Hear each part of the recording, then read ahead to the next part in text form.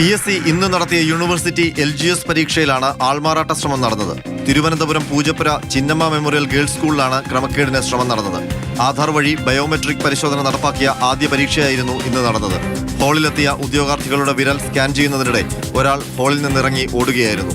ഉടൻ തന്നെ സ്കൂൾ അധികൃതരും PSCയും പൂജപ്പുര പോലീസ് സ്റ്റേഷനിൽ പരാതി നൽകി. ബൈക്കിൽ രക്ഷപ്പെട്ട ആളെ കണ്ടെത്താൻ പോലീസ് അന്വേഷണം ആരംഭിച്ചു. പ്രതിയുടെ CCTV ദൃശ്യങ്ങൾ പോലീസിന് ലഭിച്ചിട്ടുണ്ട്. ബൈക്കിൽ രക്ഷപ്പെടുന്ന ദൃശ്യങ്ങളാണ് ലഭിച്ചത്. ആൾമാറാട്ടം നടത്തിയ ആൾക്ക് വേണ്ടി പുറത്ത് മറ്റൊരാൾ ബൈക്കിൽ കാത്തു നിൽക്കുന്നുണ്ടായിരുന്നു.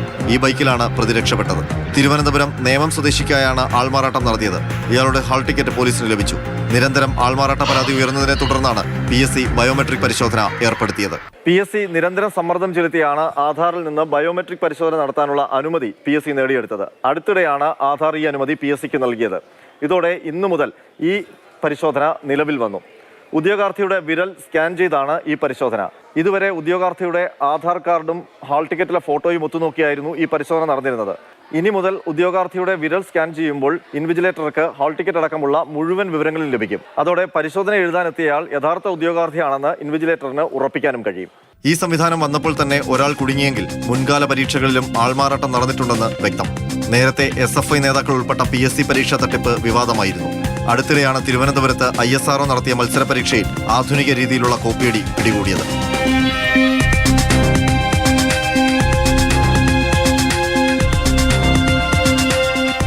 മത്സര പരീക്ഷകളിലെ ആൾമാറാട്ടം അടക്കമുള്ള ക്രമക്കേടുകൾ തടയാൻ കർശന വ്യവസ്ഥകളടങ്ങുന്ന ബില്ല് ഇന്നലെയാണ് കേന്ദ്ര സർക്കാർ പാർലമെന്റിൽ അവതരിപ്പിച്ചത്.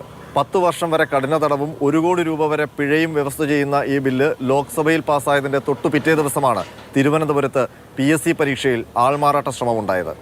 ബിജുവിനൊപ്പം R. അനന്തകൃഷ്ണൻ, മാതൃഭൂമി ന്യൂസ്, തിരുവനന്തപുരം.